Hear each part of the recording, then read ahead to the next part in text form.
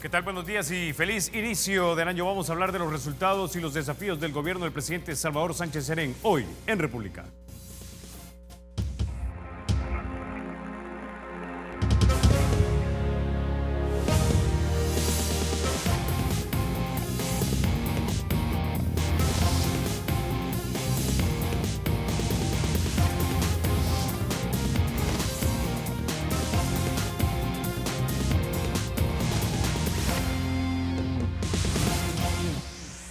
Bueno, y sin mayor preámbulo, para iniciar los resultados y desafíos del presidente Sánchez Serén, nos acompaña esta mañana el señor Eugenio Chicas. Él es el secretario de Comunicaciones de la Presidencia. Bienvenido, don Eugenio, a República.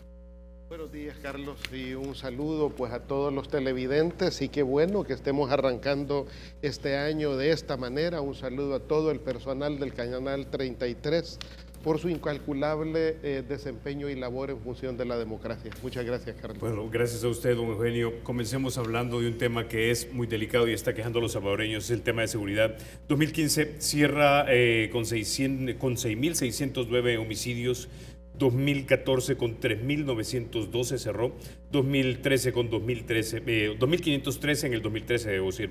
La cifra actualmente nos lleva a 103 muertes por cada 100.000 habitantes. La ONU considera que 10 muertes por cada 100.000 es una epidemia, quiere decir que tenemos 10 veces esa epidemia. Enero 1, 35 homicidios, enero 2, 14. Voy a citarle un par de tweets aquí, no suelo hacerlo, pero creo que me parecen importantes. Este es del periodista y colega Roberta Valencia de El Faro. Dice, si este fuera un país normal, el Gabinete de Seguridad pediría perdón y pondría sus cargos a disposición. El exdiputado de Arena, el Grillo Barrientos, decía, con estos resultados, por decencia, deberían renunciar. Y Carlos Martínez, también periodista del Fares, decía, ¿de verdad el presidente Sánchez Serén mantendrá intacto su gabinete? Creo que esa es una pregunta válida y hay que hacerla. ¿Debería renunciar el gabinete de seguridad, don Eugenio? De ninguna manera, Carlos. Yo creo que en un periodo vacacional como este es importante reconocer la labor de nuestros hombres y mujeres de la Policía Nacional Civil, quienes anduvimos de arriba abajo en este periodo vacacional observando cómo se desempeñaban las cosas. Yo pude ver jóvenes policías, mujeres, hombres, que renunciaron en esta Navidad a estar con su familia, a estar con sus hijos, con sus hijas, con sus padres, con sus madres, porque estuvieron a tiempo completo en función de la seguridad pública. Pude ver el sacrificio, el esfuerzo de estos hombres y mujeres. Incluso, por ejemplo, este año, aunque se disminuyeron los accidentes de tránsito, pudimos ver en las carreteras estrictos controles policiales. Hemos tenido más víctimas producto de los accidentes de tránsito, o sea, porque hubo más fallecidos en ese sentido, un poco más de 50 fallecidos contra unos 38 que tuvimos el año anterior. Pero a mí me llama la atención eso, y soy testigo, doy fe, de cómo nuestros policías, hombres y mujeres, con mucho empeño, han estado cumpliendo su labor. Los números que tenemos en torno al tema de seguridad son números duros, es cierto, porque también hay que señalar, como lo han señalado distintas instituciones, la mayoría de estos fallecidos que han habido en este periodo, pues son personas vinculadas a la criminalidad. O sea, debe quedar claro que este gobierno, nuestros órganos de seguridad han mantenido un combate frontal, un combate firme contra la criminalidad. Eso obviamente tiene resultados como los que han habido. El año ha cerrado con resultados duros, sin embargo es notorio que en los últimos meses también el tema de seguridad disminuyó. Los números altos que tenemos en el año son de la cintura del año 2015. Este país llegó algunos días hasta 52 decesos en un solo día. Nosotros ya habíamos señalado que los meses de diciembre y enero históricamente son meses donde se dispara la criminalidad. Por lo tanto, de ninguna manera puede tirar la toalla, como decimos, el Gabinete de Seguridad. Más bien, este Gabinete de Seguridad debe de continuar adelante con un plan que ha sido avalado por todos los sectores. El plan El Salvador Seguro es un plan que surge del Consejo Nacional de Seguridad, no es un plan que da resultados de la noche a la mañana, no, en esto se necesita mucha firmeza, mucha persistencia, no es un tema de corto plazo, es un tema de mediano y largo plazo. Sin embargo, ya hemos observado y distintos sectores lo señalaron, incluso por qué había disminuido la criminalidad, si eso se debía a que había algún trato, a que había alguna negociación, algún arreglo. Nosotros fuimos muy claros, el presidente fue muy claro de que no existen tratos con criminales. Este gobierno no negociará, no tratará, no dialogará con criminales. Por lo tanto, lo que tenemos por resultado es producto de una confrontación muy firme contra la criminalidad. Esos planes se van a sostener. Por supuesto, este año, la novedad de este año será profundizar el tema de la prevención. La prevención incluso es lo que va a resumir la mayoría de nuestros recursos como gobierno. La prevención, ¿por qué? Porque necesitamos blindar a las nuevas generaciones para que no caigan en esta misma ola de criminalidad. Ahora, entonces, don Eugenio, fueron 19 homicidios en promedio en diciembre. La pregunta definitivamente, se la reitero, por muchos salvadoreños se la harán, ¿no debería haber una recomposición o afinamiento del plan por lo menos? Por eso digo, venimos de tener hasta 52 decesos en un solo día. Por lo tanto, luego tuvimos 44, luego rondamos los 37, luego llegamos a 19, como tú lo acabas de señalar. Entonces, por lo tanto, yo creo que el reacomodo que hay que hacer en esto es la profundización del plan El Salvador Seguro. Sabemos incluso que el plan apenas en el mes de diciembre empezó a obtener recursos económicos para poder resarcir a nuestros agentes de seguridad. Tenemos la meta de poder entregar 4 bonos a nuestros policías, al sacrificio de nuestros policías, soldados, agentes penitenciarios este año. Entonces, por lo tanto, no está a la orden del día ninguna modificación en el gabinete de seguridad, sino más bien la profundización de los planes de seguridad. O sea, es apenas hoy que empezamos a disponer de los recursos. Fue hasta hoy en diciembre, por ejemplo, que se entregaron las primeras unidades de transporte ya para la Policía Nacional Civil.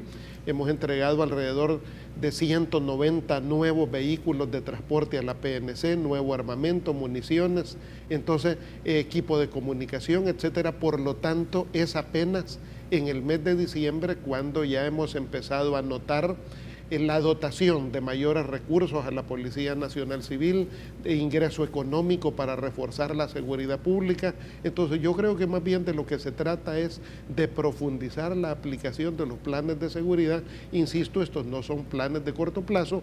Creo que más bien la reflexión en este periodo más bien está en el orden de qué hacemos cada salvadoreño para desde nuestra familia jugar un papel de prevención, para blindar a nuestros hijos, a nuestras hijas, para que estos más bien estudien, trabajen, se dediquen a cosas constructivas, positivas. Este periodo, fíjate que este periodo de Navidad ha sido un periodo de recogimiento familiar que permite la reflexión, permite a cada familia, por ejemplo, valorar cuál es el grado de unidad familiar, cuál es el grado de contribución que cada familia hacemos al desarrollo del país, a la situación de cada familia salvadoreña. Por lo tanto, creo que los planes de seguridad están en la ruta de continuar.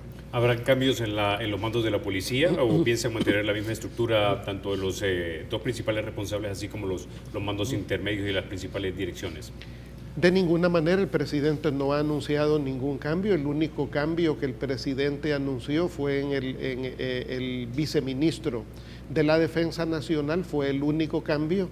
Por lo otro, no, el presidente más bien ha venido dando seguimiento hoy en el periodo vacacional incluso de todos los planes de seguridad, de todo, incluso hoy en la Navidad hubo un muy buen diseño de seguridad, y no solo de seguridad, sino de asistencia a la población salvadoreña. Se articuló un plan en el que participaban todas las instituciones que han tenido que ver con la Navidad. En eso está Protección Civil, la Policía Nacional Civil, el Ejército.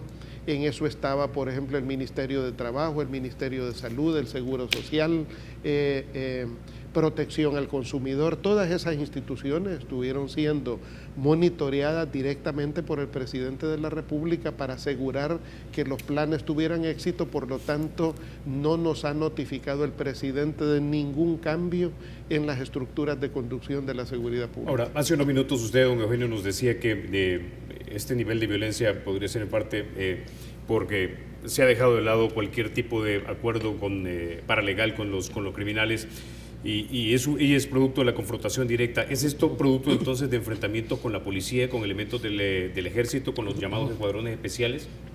Efectivamente, ha habido, por ejemplo, en este caso, varios de los incidentes ocurridos y donde han fallecido criminales han tenido que ver con que estos se han enfrentado a nuestros órganos de seguridad y hoy, claro, nuestra Policía Nacional Civil a lo largo de los últimos 2 años mejoró su formación. La Academia de Seguridad Pública ha tenido un rol muy destacado en la formación de la policía.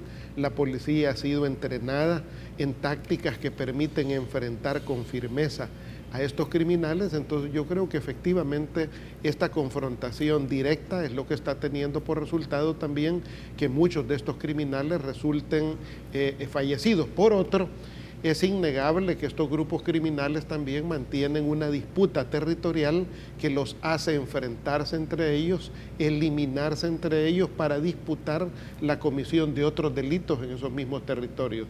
Para este año creo que el esfuerzo que estamos haciendo como gobierno es un mayor control territorial. A esto hay que sumar también de que otros programas del Estado ofrecen un mejor panorama de resultados. La economía es una economía que está en ascenso, que está en desarrollo, la educación se ha venido consolidando en el país, entonces por lo tanto el país en su conjunto va a enfrentar una situación de mejor situación de desarrollo en los diferentes campos. Bueno, con eso ya nos vamos a quedar. Vamos a la pausa. Cuando regresemos seguimos hablando acerca de los resultados y desafíos del gobierno del presidente Sánchez Serén. Ya volvemos.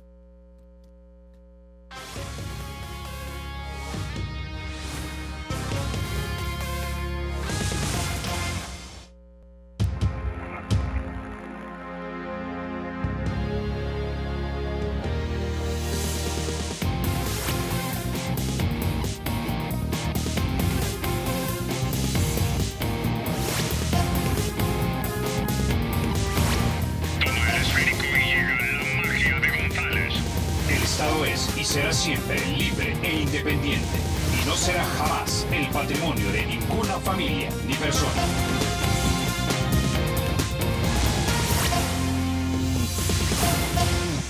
Bueno, don Eugenio, hace un momento lo tocamos así muy superficialmente, usted lo mencionó, y estaba hablando acerca de el bono que se le va a dar a los policías, de cuánto será, cada cuánto se les dará, o si será un bono único y si este está saliendo del impuesto especial o de la contribución especial que se aprobó el año pasado. Efectivamente, este bono es un compromiso del presidente de la República para resarcir la incalculable labor de nuestros hombres y mujeres policías, de la gente del ejército, de centros penitenciarios, nuestros oficiales penitenciarios. Este bono está previsto que sea trimestral, o sea, 4 veces al año. Todavía el monto es una suma que tiene que determinar de acuerdo a la recaudación el Ministerio de Hacienda y tendrá que ser en estos primeros días del año. Esto viene efectivamente producto de la recaudación derivada de la contribución en materia de seguridad a partir de la telefonía, de todos los servicios que están vinculados a las telecomunicaciones. Eso ya está permitiendo conformar una masa de capital que está orientado específicamente a eso. En esto también hay que seguir recordando que nosotros hemos seguido la ruta, el gobierno del presidente Salvador Sánchez Serén ha seguido la ruta de articular distintas instituciones del Estado con la finalidad de juntar presupuestos en materia de educación, por ejemplo. Se ha venido poniendo recursos en función de aquellos municipios que refieren tener mayor riesgo. Por ejemplo, en eso hay 10 municipios que han sido considerados como de mayor riesgo en seguridad. Hay otros 50 municipios en un segundo escalón. Por lo tanto, recursos de educación se utilizan para en esos lugares, por ejemplo, fortalecer las escuelas de tiempo pleno, ampliar el número de escuelas de tiempo pleno, el tema, por ejemplo, de conformar centros de cómputo en este programa que se llama Un niño, una niña, una computadora, para articular centros. Esto no significa que cada niño ande con una laptop bajo el brazo, lo que significa es que todos esos centros educativos tengan un moderno centro de cómputo que les permita adentrar a los jóvenes a una nueva forma de conocimiento como es la informática. Entonces, estos municipios donde hay mucho riesgo son municipios que están siendo priorizados desde el punto de vista de educación, desde el punto de vista de salud, de CONAMIP en los programas de asistencia para crear un nuevo tejido económico en este sentido. Entonces, lo que estamos haciendo es juntando recursos para dar una respuesta coordinada como gobierno en aquellas áreas de mayor riesgo. Estamos esperando poder dar un empuje más significativo en estos programas a partir de la resolución de los 900 millones de dólares. Este es un tema que está en manos de la Sala de lo Constitucional. Esperamos, bueno, pasó todo el año anterior y la Sala lamentablemente no resolvió. En el respeto que existe entre órganos del Estado, el presidente le ha señalado a la Sala de lo Constitucional que debe de resolver a la mayor brevedad en beneficio de los salvadoreños. Es en beneficio del pueblo salvadoreño que son necesarios esos 900 millones de dólares, no solo para reforzar el área de seguridad, principalmente en materia de prevención, ya que hay 100 millones dispuestos de esos 900 millones para reforzar el área preventiva, para reforzar el combate a la criminalidad, sino también y principalmente el desarrollo económico del país. O sea, necesitamos reforzar a las municipalidades. Las municipalidades juegan un rol de primer nivel en el combate a la criminalidad desde el punto de vista de la prevención, de asistir a las comunidades, de desarrollar convivencia comunitaria, desarrollar las zonas verdes, los parques comunitarios, la iluminación de las comunidades, el mejoramiento de las vías de acceso, etcétera. Todo eso tiene que ver con convivencia, con prevención, y para eso es que necesitamos desentrampar esos 900 millones de dólares. Hoy que comenzamos el año, buen momento para recordar a la Corte Suprema de Justicia que tiene una importante deuda con el pueblo salvadoreño, no con el gobierno, es con el pueblo salvadoreño, para resolver lo atinente a estos 900 millones Ahora, de ¿qué dólares. pasaría si la Sala de lo Constitucional resuelve no a favor de entregar esos 900 millones de dólares al gobierno? ¿Esta contribución especial le sirve a usted lo suficiente como para implementar los planes de seguridad y reducir la criminalidad? Definitivamente son necesarios los 900 millones. Si la Sala de lo Constitucional no los aprueba, bueno, tendrá que darle una explicación al pueblo salvadoreño, ya que son dineros, en primer lugar, del pueblo, son dineros que están abocados a la seguridad y por lo tanto ellos tendrán que explicarle a la gente por qué no contribuyen, por qué no acompañan las políticas necesarias para contribuir a mejorar la condición de la población. De no contar con ese dinero, pues el Ministerio de Hacienda está buscando las rutas que nos permitan superar esa condición. De hecho, por ejemplo, ya han sido presentados a la Asamblea Legislativa distintas iniciativas de ley que vayan encaminadas a ese propósito. Por ejemplo, en primer lugar, creemos que la evasión y superar la evasión y la elusión fiscal, lo que significa la gente que no está pagando sus impuestos, me refiero a las grandes empresas, a muchas de las empresas que no pagan los impuestos como deberían de ser y que necesitamos un mejor marco legal para que eso ocurra. Por ejemplo, por eso nuestro gobierno, el gobierno del presidente Salvador Sánchez Serén, ya presentó desde el año pasado a la Asamblea Legislativa una iniciativa de ley para elevar a la categoría de delito la evasión y la elusión fiscal. Eso nos permitiría mejorar la recaudación. Por ejemplo, de acuerdo a datos del Ministerio de Hacienda, la evasión fiscal, para ponerte una comparación, actualmente el cálculo de ingreso que tenemos en un año con esto de la contribución de la telefonía serán alrededor de 138 a 140 millones de dólares en el año, 140. La evasión y la elusión se calcula que es de 1.400 millones de dólares al año, o sea, es 10 veces más que la contribución de telefonía. Por lo tanto, el elevar a la figura de delito el que alguien cometa el crimen de no pagar sus impuestos, fíjate que en Estados Unidos esto es considerado un crimen, o sea, y cualquiera, y puede ser el artista más destacado, pero va a la cárcel si no paga sus impuestos. Por eso esa iniciativa es fundamental.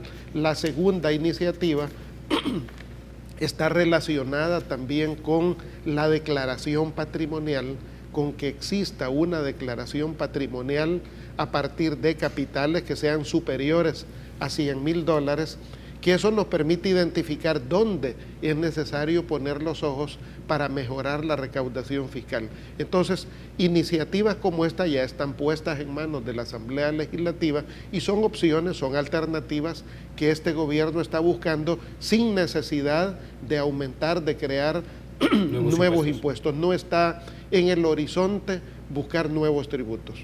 Ahora, estos 138 millones de dólares, porque esto de elevación también es algo complicado, intuyo que no sería algo automático, pero estos 138 millones ya los tendrían. ¿En qué exactamente van a estar utilizando este dinero? Prioritariamente los 138 o 140 millones de recaudación en el año estarán orientados a fortalecer a la Policía Nacional Civil por la vía de un bono, de 4 bonos anuales para policías, tropas, soldados y agentes de seguridad penitenciaria. Esa es la prioridad. Luego, pues, de disponer de un poco más de recursos, de ahí se busca, por ejemplo, seguir aportando a equipos de transporte, logística, medios de comunicación, fortalecer las capacidades de inteligencia del Estado para perseguir el delito y, por supuesto, los planes de prevención. Ok. Hace poco también, siempre en el tema de seguridad, cambió el viceministro de Defensa y ahora es el general de aviación Carlos Jaime Mena. ¿Es esto un cambio normal o obedece algún tipo de movimiento que ustedes tengan en mente? Es algo que valoró el presidente poderlo hacer en este periodo. Básicamente son movimientos rutinarios dentro de la institución castrense. Hay un rol de ascensos y, por supuesto, a los militares más destacados. En este caso, el presidente ha considerado que esta es una de las figuras más destacadas dentro de la institución armada. Por lo tanto, él convertirlo en viceministro de la Defensa Nacional, el presidente consideró que es un mérito que debía de ser reconocido. Ahora, escuchamos de fuentes extraoficiales que podría producirse la renuncia del general David Munguía Payés. ¿Es cierto esto? De ninguna manera. Siempre en los periodos vacacionales circulan muchos rumores en ese sentido, pero de ninguna manera. El gabinete del presidente de la República es un gabinete muy sólido. El único nombramiento que está pendiente que pueda hacer el presidente en los próximos días es el del secretario de Cultura de la Presidencia, que es un tema que está pendiente de nombrar a partir de la solicitud de renuncia que le hizo el presidente al titular en su momento. Perfecto. Ya para ir cerrando el tema nada más y para recapitular entonces, don Eugenio, el señor ministro, don Benito Lara, el secretario para la gobernabilidad y también el comisionado presidencial para la seguridad, Hatos Bun, el comisionado Ramírez Landaverde y el comisionado Coto se quedan en sus puestos, no renuncian. De ninguna manera. Es un gabinete muy sólido que ha aportado. Por ejemplo, estaba revisando los datos de este fin de semana. Por ejemplo, el día de ayer hubo 19 homicidios, el día sábado hubo 14, o sea, ya estamos prácticamente en los límites de donde se ha logrado disminuir. Insisto, uno podría ser y sería un tema de alarma. 19 es un tema grave para el país, sin embargo venimos de 44, de 52, por lo tanto sí, efectivamente hay una disminución sensible y vamos a continuar en esa política de seguridad pública por mejorar la condición del país. Tenemos el dato en este tipo de homicidios de cuántos son pandilleros y cuántos son de repente personas que se vieron involucradas con las pandillas y de repente gente que simplemente iba pasando. Esos números varían, Carlos, esos números varían. Por ejemplo, hay días donde las víctimas inocentes pueden ser mayores y hay días donde prácticamente casi la totalidad de decesos son de personas vinculadas a la criminalidad. Precisamente uno de los acuerdos del pacto, del documento de Ataco, ha sido precisamente la necesidad de conformar un instituto de información pública que esté orientado a rendir información oficial de las distintas fuentes del Estado para poder precisar con mayor detalle temas de esta naturaleza. Estamos en esa ruta, ya hay un acuerdo concreto para poder avanzar y poder brindar información más precisa en el presente año. Bueno, como decía, vamos a la pausa. Cuando regresamos vamos a hablar también de los proyectos que tiene el gobierno para este año 2016. Ya volvemos.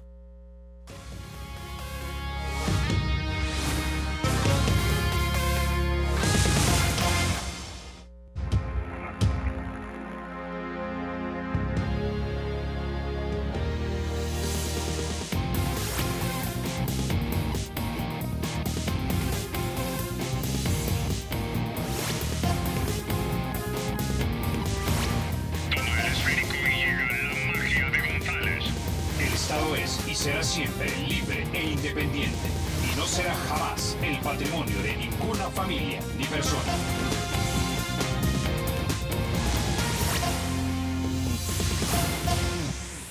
Bueno, gracias por continuar con República.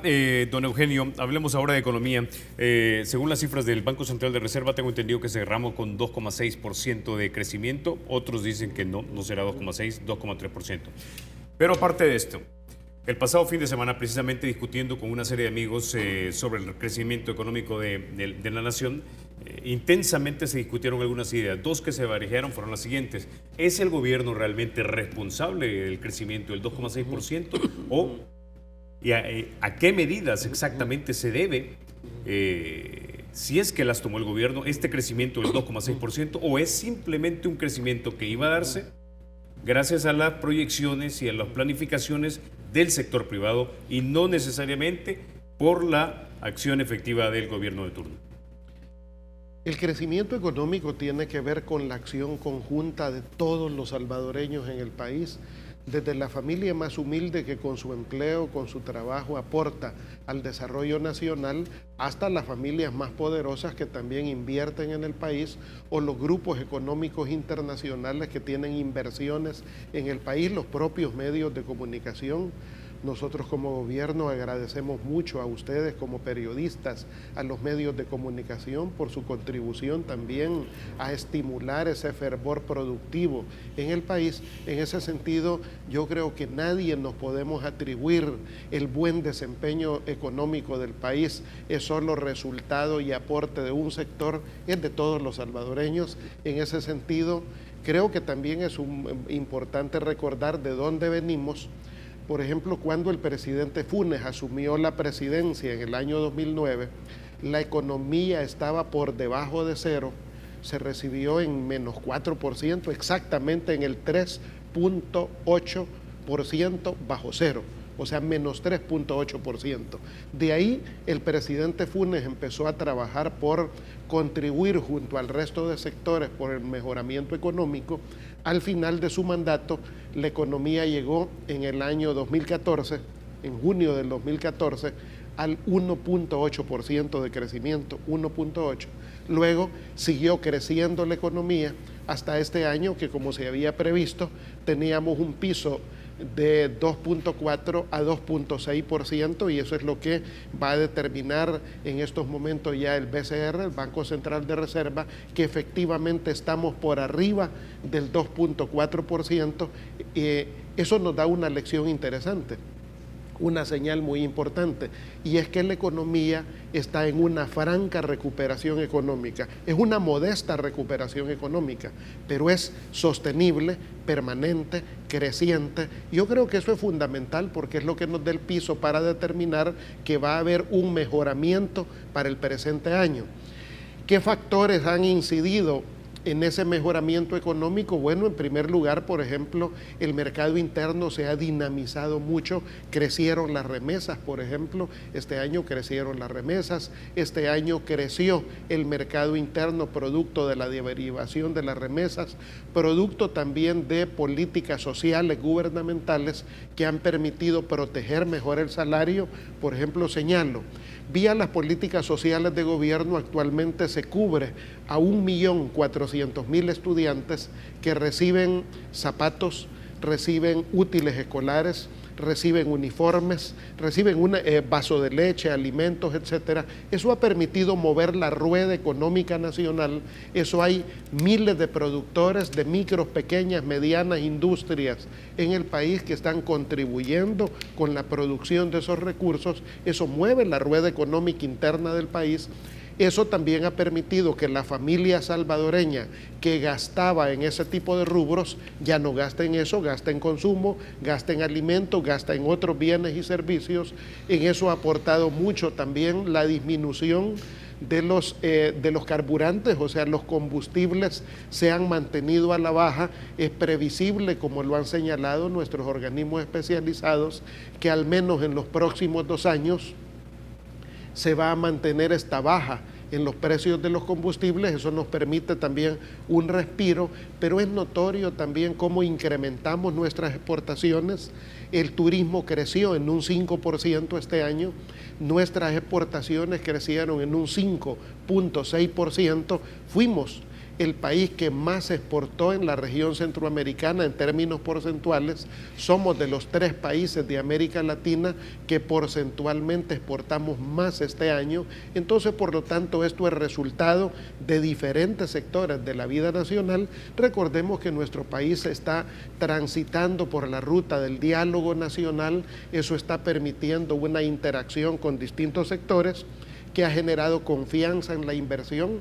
Por ejemplo, este año, nos congratulamos de haber visto, ser testigos del crecimiento de Aeromán, que es una empresa muy fuerte en El Salvador, que está invirtiendo decenas de millones de dólares en expandir servicios de aeronáutica que son de alta calificación, que exigen mano de obra sumamente calificada, salvadoreña, formada en nuestras universidades. Entonces, por lo tanto, en la industria médica, por ejemplo, de producción de medicamentos, en la industria textil, en la industria cosmética, en la industria de plásticos, son varias las ramas de industria, la industria del azúcar, donde hemos crecido sensiblemente este año. Por lo tanto, como lo dijo el presidente de la República, el 2015 ha sido el año de sentar las bases del desarrollo económico nacional, y el año 2016 esperamos que haya un mayor crecimiento económico. Por ejemplo, este año hemos tenido... Entonces, don Eugenio, disculpe, sentar las bases, entonces básicamente lo que nos está diciendo es que este 2,6% es básicamente el nivel mínimo al que nosotros debemos aspirar, a pesar de que estamos creciendo menos que el resto de Centroamérica, pero implica que en un momento dado los vamos a alcanzar. Esa es nuestra expectativa, que este país, fíjate que este es un país hermoso, este es un país con muchos recursos, este es un país con gente maravillosa, con gente emprendedora, con un empresariado nacional muy creativo. Por lo tanto, creemos que están dadas las condiciones para que este país, bajo esa premisa de ser altamente productivo, con mucha iniciativa, podamos, con el esfuerzo gubernamental, con el esfuerzo privado, con el esfuerzo de los trabajadores, salir adelante. Claro, eso exige también pasos audaces. Por ejemplo, este año nosotros tenemos el reto de resolver 2 grandes problemas. Un problema es el incremento sustantivo del salario mínimo. Este gobierno, el gobierno del presidente Salvador Sánchez Serén, propuso desde el 18 de diciembre la necesidad de incrementar sustantivamente el salario mínimo de los trabajadores y trabajadoras. Actualmente tenemos 9 salarios en el país, 9 salarios diferenciados. La propuesta del gobierno es que haya únicamente 2 salarios. Un salario rural de $250 y un salario urbano de $300. ¿De qué va a servir esto? Esto sirve básicamente en 2 direcciones. En primer lugar, es un factor de justicia. Trabajadores y trabajadoras merecen ganar mejor. En segundo lugar, esto es una acción económica. ¿Por qué? Porque necesitamos fortalecer el mercado interno en El Salvador, ampliar el mercado interno. Si tú aumentas el salario de los trabajadores, ese salario la gente no lo guarda, lo consume, y eso permitirá mover con mayor agilidad la rueda económica nacional, el consumo interno. Entonces, poder resolver el tema de salario es fundamental. Y en segundo lugar, En segundo lugar, nos proponemos resolver el tema del sistema de pensiones en el país, que es una mora, una deuda que traemos desde gobiernos anteriores, pero este gobierno, el gobierno del presidente Salvador Sánchez Serén, se propone este año, en diálogo con el resto de fuerzas políticas, con el resto de sectores productivos del país, encontrar una solución que permita refundar el sistema de pensiones sin aumentar la cotización de los trabajadores, sin aumentar el periodo de trabajo, los años de trabajo de quienes cotizan, sin aumentar esos parámetros. De ese tema más adelante y en más profundidad, don Eugenio, pero quiero preguntarle algo, porque cuando hablamos del salario mínimo y hablaba básicamente de dos salarios, suena bastante razonable. Ahora, yo he escuchado a algunas personas entendidas en economía que de repente dicen que el salario mínimo debería ser también por rangos de los ingresos o ganancias de una compañía. Es decir, no es lo mismo una compañía que gane de repente $10 millones al año que una compañía que gane $100,000 al año, y las dos tienen que pagar $300 como salario mínimo. La diferencia es que la empresa que gana cientos de millones de dólares al año tiene pues miles de trabajadores, y la empresa que gana $100,000 en el año tiene pocos trabajadores. ¿Cuál es el elemento de justicia en este caso? El elemento de justicia es que en definitiva el trabajador, la trabajadora, va a comprar los alimentos en los mismos lugares. O sea, la canasta de alimentos vale lo mismo, y por lo tanto es un derecho constitucional vivir en las mismas condiciones. Por ejemplo, en este caso, alguien puede ganar, por ejemplo, en el país tenemos actualmente, con los 9 salarios que tiene el país, hay salarios de $98 al mes. $98 al mes.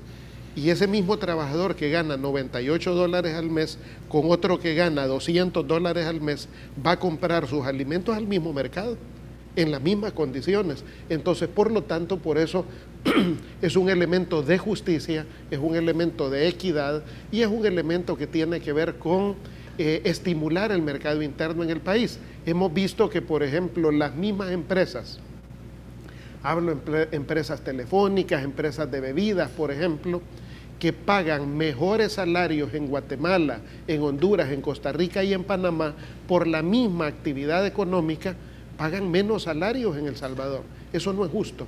Entonces, este gobierno, el gobierno del presidente Salvador Sánchez Serén, está empeñado por los intereses de los trabajadores y trabajadoras, porque hombres y mujeres que tienen la misma dignidad, que tienen la misma condición, puedan estar en igualdad de condiciones salariales. Ahora, ¿para cuándo cree usted que va a haber un acuerdo en el Consejo del Salario Mínimo? ¿Los primeros 3 meses de este año? Bueno, ya el mes de diciembre, el 18 de diciembre, era el plazo límite para que el Consejo Nacional del Salario Mínimo recibiera las distintas propuestas. En eso sabemos de la resistencia de la Cámara de Comercio, de la resistencia de ANEP a mejorar los salarios de los trabajadores, pero esperamos que haya reflexión en el sentido que solo juntos, solo pensando en beneficio del país, en la familia salvadoreña, en el crecimiento de la economía nacional, puede existir la voluntad política de arribar a acuerdos en el Consejo Nacional del Salario Mínimo. Para nosotros eso debiera de ocurrir en este mes de enero. Don Eugenio, también como parte de estos elementos dinamizadores de la economía, algunos piensan que hay 2 piezas que son clave. Una es el Aeropuerto Internacional Monseñor Romero, que nos dicen, miren, se está agrandando no siguiendo un plan maestro. Los norteamericanos ya se retiraron incluso de ese acuerdo que se había tenido en un primer momento. Se está haciendo por partes, pero no con una visión estratégica. Y lo otro es que tenemos un puerto en la Unión que simplemente no se ha echado a andar. Y ya llevamos 6 años y medio de gobiernos del FMLN. Estamos empeñados en que la economía crezca. Hemos invertido, como dije, la tesis es, hemos sentado las bases del crecimiento económico, como lo señala el presidente. Por ejemplo, uno de los aspectos más relevantes del crecimiento económico es invertir en infraestructura que esté orientada a ese crecimiento económico. Por ejemplo, estamos invirtiendo en el aeropuerto internacional. Nuestro aeropuerto, y hay que señalarlo, es uno de los mejor calificados en Centroamérica y en América, porque es un aeropuerto que reúne todos los estándares de seguridad, y hoy lo que estamos haciendo es ampliándolo. Este año, por ejemplo, tuvimos alrededor de 2 millones de visitas de turistas, crecimos en un 5% con el turismo nacional. Por lo tanto, invertir en el aeropuerto tal cual ya se está haciendo, ya se creó, por ejemplo, la sala de despedida, se han ampliado varias de las salas de salida, se están ampliando los puertos de abordaje en este sentido. Se va a invertir muchos millones de dólares en eso, pero no solo en el aeropuerto en Monseñor Romero. También en el aeropuerto de Ilopango, que es un aeropuerto de uso nacional, se va a convertir en un aeropuerto regional. Se le van a invertir muchos recursos para mejorarlo, para ampliarlo. ¿Por qué? Porque estamos creciendo en turismo. Estamos en la ruta también de fortalecer todas las vías de comunicación que están vinculadas al tema turístico. Por ejemplo, solo la ruta Sonsonate a Cajutla, y una inversión de muchos millones de dólares en crear una moderna autopista que tiene que ver con la potenciación del muelle de Acajutla, y por supuesto está en nuestro horizonte resolver el puerto Cutuco en la Unión, o sea, invertirle a ese puerto, mejorar sus condiciones, hallar una manera de operarlo. Recordemos que esta ha sido una herencia que recibimos de gobiernos anteriores. Nuestro gobierno tiene hoy la responsabilidad de echar adelante ese puerto. Para eso se está creando una plataforma logística en El Salvador, o sea, hacer del Salvador una plataforma logística donde el puerto Cutuco, el puerto de Acajutla, nuestro aeropuerto internacional jueguen un rol de primera línea. Estamos en la vía de que este año inicie el funcionamiento del ferry que operará del Salvador a Nicaragua y a Costa Rica, y eso mejorará el desempeño comercial y el desempeño turístico. Ok, con eso ya nos vamos a la pausa. Cuando regresemos hablamos de la ley de probidad y de otros temas también políticos que están todavía en el cuadrilátero de la opinión pública. Ya volvemos.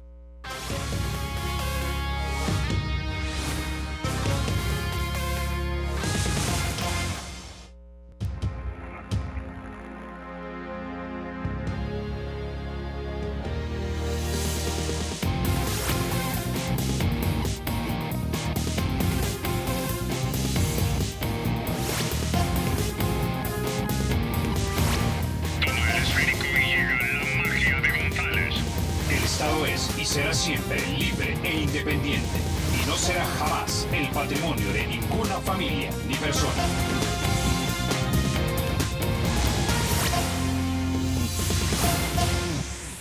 Bueno, don Eugenio, tenemos un poco más de 6 minutos, tal vez podemos abordar dos temas así muy sintéticamente.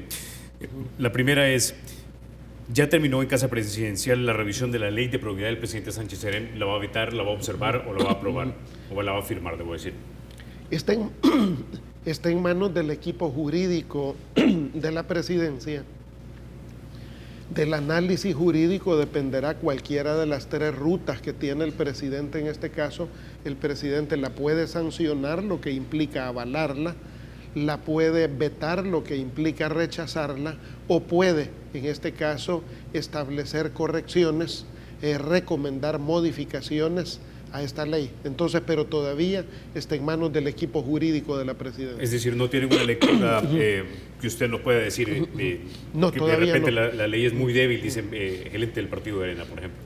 No, todavía no. Hoy en la mañana, que tenemos reunión con el equipo de trabajo que apoyamos al presidente, tendremos ya elementos del equipo jurídico, pero ha estado en eso, en estudio, esta iniciativa. Bueno, en los últimos meses también se ha desarrollado una especie de conciencia ciudadana en torno a la cultura de la honestidad, de la transparencia, de la probidad, y en esta línea también se está eligiendo un funcionario de segundo grado que es muy importante, y es el fiscal general de la República. En este momento no hay acuerdo. Sabemos que no puede haber fiscal sin el acuerdo de Arena o el FMLN. Está el presidente de la República en contacto con sus respectivos funcionarios para saber si llegan a alguna negociación y tener un fiscal valiente e independiente. En primer lugar, El Salvador está avanzando mucho, ha avanzado mucho, hemos avanzado mucho en materia de transparencia. Tenemos una ley de acceso a la información pública y por lo tanto, como tú señalas, elegir una buena figura para fiscal general de la República es fundamental, es una pieza fundamental en este sentido. Depende en buena medida de la actitud del Partido Arena. Lamentablemente el Partido Arena se retiró de la mesa de diálogo. En esa mesa de diálogo interpartidario es donde se trata temas de esta naturaleza. En esa mesa es donde se discuten temas fundamentales de país, pero Arena tiró la toalla, se ha retirado. Nuestro gobierno, el presidente, siempre tiene la mano tendida esperando a que Arena regrese a la mesa de diálogo. Eso es fundamental para construir acuerdos, para poder encontrar la figura más adecuada para la Fiscalía General de la República. ¿Ustedes irán con los candidatos que seleccione el partido en la Asamblea Legislativa? ¿O tienen algún candidato en particular? ¿Están a favor de la reelección del fiscal Luis Martínez? Este es un tema legislativo, es la Asamblea Legislativa la que valora cuál debe de ser el mejor camino. Todos los caminos están abiertos, todos los nombres están hábiles. Mientras no hay acuerdo, pues ningún nombre puede ser descartado, pero serán los diputados quienes, en base al entendimiento político, puedan encontrar la mejor figura. Nosotros como Ejecutivo estamos a la expectativa, el Ejecutivo no interviene en esa elección y, insisto, es un tema estrictamente legislativo, donde nosotros lo que esperamos es que la figura que se elija como fiscal continúe en la evolución, en el desarrollo de la Fiscalía General de la República. Bueno, con ese entonces vamos a quedar, don Eugenio. No me resta más que agradecerle que haya estado usted esta mañana aquí en República. Muchas gracias, Carlos, y muchas gracias al Canal 33 y al pueblo salvadoreño. Mucho ánimo, empezamos un nuevo año. Este año debe de ser de mucho trabajo, de mucha unidad de país, de mucha unidad familiar. Bueno, dicho eso, entonces ustedes, amigos, se quedan con la edición matutina de Teleprensa, 7:30 de la mañana. Recuerden, la República es de todos y hay que cuidarla.